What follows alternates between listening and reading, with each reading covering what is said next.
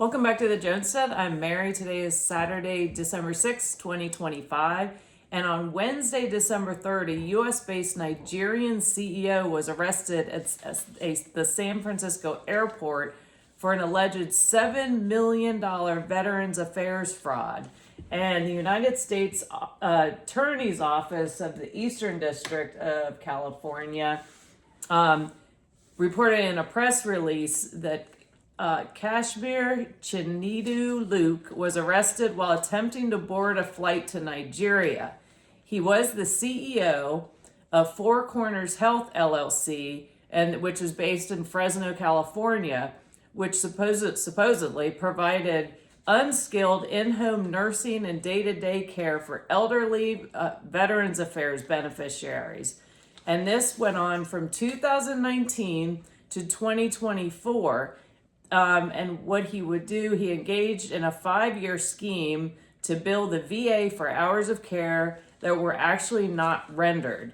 And investigators also alleged that Luke used his company to submit approximately 10,000 individual false claims of care provided that caused the VA, through its third-party benefits administrator, to reimburse Four Corners Health to the tune of $7 million for duplicate claims for care actually provided, claims for days caretakers were not present with veterans, and claims for hours of care beyond those actually worked by caretakers, and claims of care for veterans, and this is unbelievable, for who were actually dead.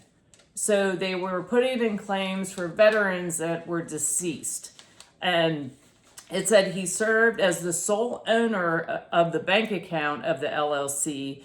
And so as soon he would spend the reimbursement payments immediately, and he would spend lavishly either on himself, just on personal expenses, or he would be he transferred the funds across a network of bank accounts throughout Asia and Africa.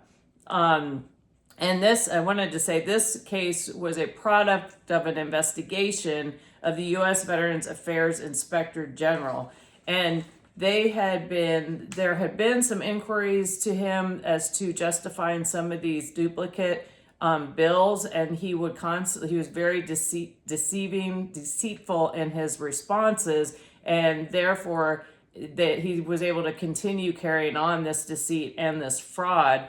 But also we have to ask ourselves, why is the Department of Veterans Affairs not closely monitoring what's going on with their reimbursements at the most basic level of whether or not a veteran that they're getting a reimbursement request for is alive or not? And so that's a question I have. I'm happy that they're bringing charges against this person. Of course, he's innocent until proven guilty. If convicted, he can serve 10 years and up to $250,000 in fines. I think it should be higher than that, particularly who he's defrauding. And the taxpayers of the United States, when their money is being used to treat our veterans, we expect that the Veterans Department is making sure that money is being allocated for appropriately. And this is just, unfortunately, I think there's so much of this going on, and we're seeing it.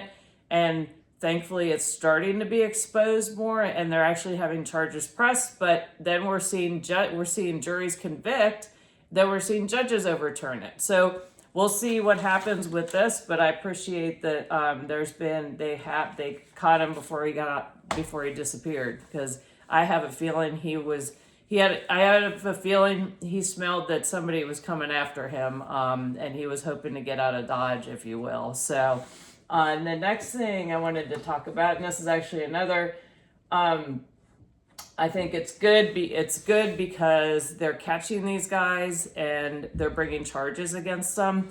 And yesterday, Paul Campo of Oakton, Virginia, he was a former senior DEA official. He was indicted for conspiring to launder $12 million and participate in narcotics trafficking for the Jalisco New Generation Cartel, which is a Mexican cartel. And in a press release yesterday, let's see here, the U.S. The U.S. Attorney's Office, Southern District Court of New York, released the following information in the indictment, and it was talking. SJNG is a Mexico-based transnational criminal group overseen by Nemesio Ruben El Mencho Oswagera Cervantes that controls a significant portion of the narcotics trafficking trade. They illicitly transport cocaine, methamphetamine, fentanyl, and other controlled substance into the United States. They also engage in money laundering and other criminal activities. Now, Paul Campo, who worked for the DEA for approximately 25 years, first as a special agent in New York and eventually rising to become a high-level DEA official, specifically the deputy chief of the Office of Financial Operations. Campo retired from the DEA on or about January 2016. Now, apparently, according to this indictment, he was kind of recruited by a gentleman named Robert Sensi, and let's see where it said at these initial, he was recruited by Sensi, who was already talking with this cartel, and they both engaged with negotiations, and Sensi was meeting with, unknowns to him, meeting with somebody who was posing as one of the cartel members who was actually working on law enforcement. And so they have evidence, and I'll put the link to the details on this case for you in the comments. So if you want to go back and read the details of it, again, it's just astounding the level of just turning your back on your own country. And this I thought was refreshing to hear. The indictment of former Special Agent Paul Campo sends a powerful message. Those who betray the public trust, past or present, will be held to account to the fullest extent of the law, said DEA Administrator Terrence Cole. The alleged conduct occurred after he left the DEA and was unrelated to his official duties, but any former agent who chooses to engage in criminal activity dishonors the men and women who serve with integrity and undermines the public's confidence in law enforcement. Isn't that the truth? We will not look the other way simply because someone once wore this badge. There is no tolerance and no excuse for this kind of betrayal. So I'm happy to hear that. And with this, if he's innocent until proven guilty, but he faces a minimum of 20 years to life, a maximum life imprisonment.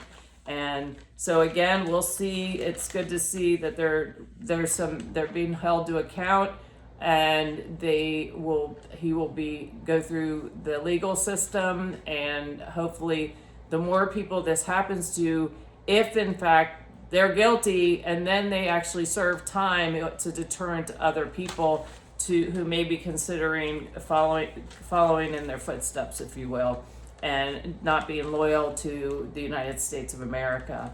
And then my last one, I just want to say, speaking of someone who does need to be investigated, Tim Waltz, who just last week, I think it was having to explain why dealing with $30 billion in Somali fraud, COVID fraud payments going through under his watch, and he doesn't seem to have been bothered in the least about it.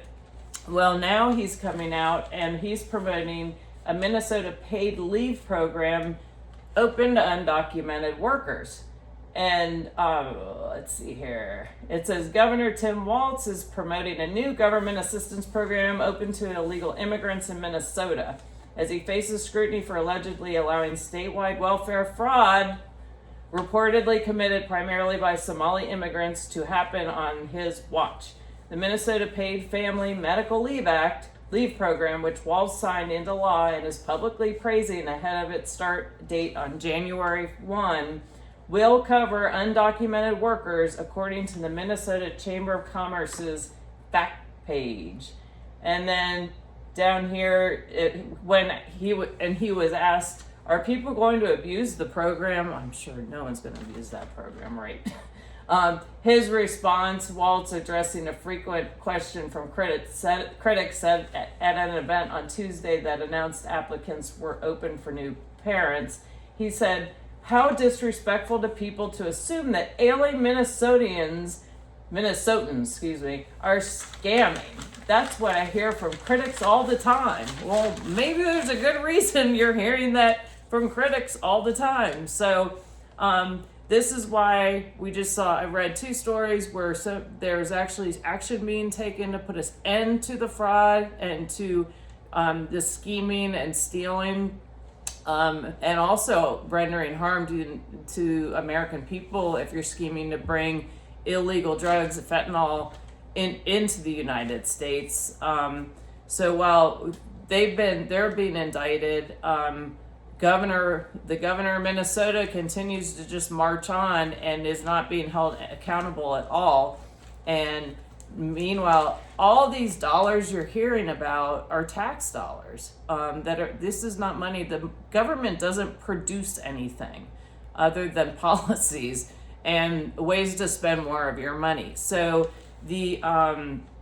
so we're continuing to see this type when you're dealing with certain government officials and elected officials that they themselves are part of scheming the system. Then that's something that continuously, I'm hopeful we'll see a change in that, and that there's some accountability that they're held to. But meanwhile, we're still seeing the spending going on. The U.S. government we're $38.4 trillion in debt. That number continues to go up because, of course, I just checked it. I always do before I do a video. And that money, that government debt is putting all of us on the hook for. So, and we're all seeing some concerns with the economy, concerns with employment, with inflation. And so I always want to encourage people to prepare. Be as self-sufficient as you can be. Make sure you've got food put away. Make sure you've got some emergency funds put away if you can do that. And just be as prepared as possible so that if there's a crack, if there's something that occurs with a major fraud, maybe that brings down a bank, or we see a run on banks, you've got some resources, and so you can kind of ride it out until things settle down. So anyway, thank you for watching. I hope you found this helpful. I look forward to talking to you all again soon. Please like, share, and subscribe, and have a great day.